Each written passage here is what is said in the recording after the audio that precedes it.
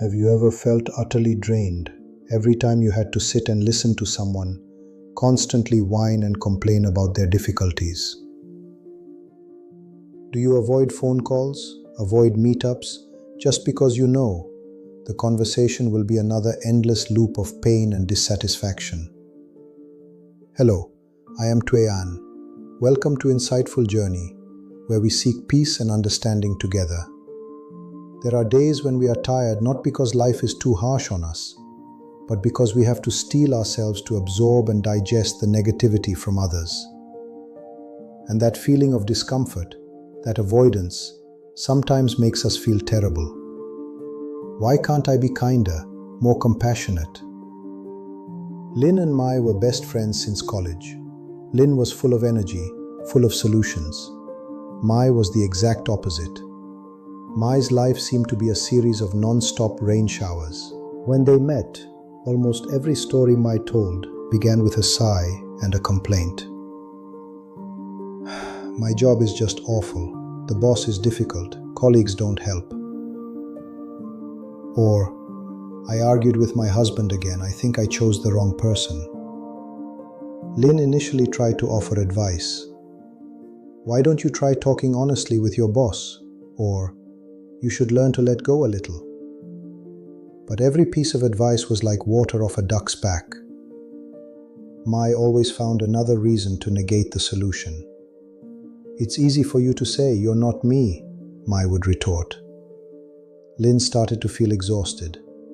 After every meeting with Mai, Lynn had to spend a day to heal her own energy. She started avoiding Mai's calls, not answering messages immediately. She dodged. She thought, Mai is sucking the life out of me. That friendship like that became a burden. This is the truth that Lynn and all of us need to clearly see. A person who complains is not necessarily looking for a solution from you. They complain because they want their pain to be seen. Their suffering is not in the current problem, difficult boss, bad husband, but in the powerlessness of having to face it alone, and the feeling of not being validated, not being understood. When we offer a solution, we unintentionally negate their pain. We are saying, your complaining is useless, here is what you need to do. That makes them feel judged, pushed away, and they complain even more to prove that their hurt is real. The truth here is, people suffer not because they lack solutions, but because they cannot accept the truth that they are vulnerable, and they need a bridge to connect with the world. Complaining sometimes is just that fragile bridge. If you are thinking that understanding means enduring negativity, then you are mistaken. Wait, don't leave. This next part will help you understand clearly how to listen without absorbing the other person's negative energy onto yourself. From a psychological perspective, the complainer is stuck in a victim loop. They tend to view the world through a lens of injustice. This activates a defense mechanism, blaming the outside world to avoid taking responsibility for their own suffering. When we feel uncomfortable with them, it's because we, the solution-oriented people, get caught in this trap. We try to pull them out of the mud, but they don't want to leave. Or, in terms of applied Buddhism, complaining is a form of ignorance, not seeing the true nature of the problem, and attachment, clinging to the suffering ego. What we need to do is not give them the fishing rod, the solution, but help them see the calm lake surface beneath the layer of mud. And here is the key. Instead of saying, you should do this, learn to ask, what does that feeling feel like? What is genuinely the hardest thing for you right now? This shift, from the role of problem solver to the role of reflector, will save both you and your friend. To face the complainer without being drawn into the negative spiral, you need to practice your mindfulness and compassionate wisdom. 1. Set internal boundaries, mindfulness. When you hear them complain, maintain a certain distance in your mind. Do not judge, do not equate their emotion with yours. Tell yourself, this is their emotion, not mine. I am listening with my mind, not with my fear. This is mindfulness in communication.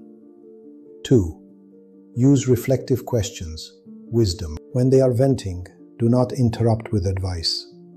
Use open-ended and deep questions to shift their focus from complaining to self-reflection. Do you think this has happened to you before?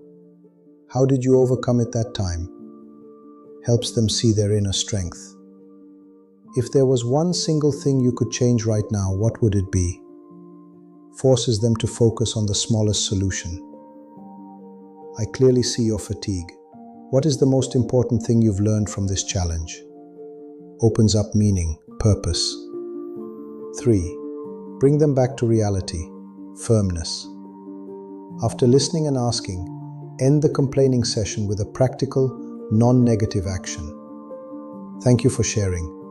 Now let's put that aside for a moment. Shall we go grab something good to eat?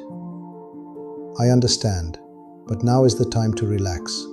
Would you like to do some yoga with me tomorrow? By doing this, you have respected their feelings, allowed them to offload their burden, but also placed a clear endpoint on the complaint. You have transformed the energy without hurting them. Life is like a garden. The complainer is like a fragile seedling, needing light.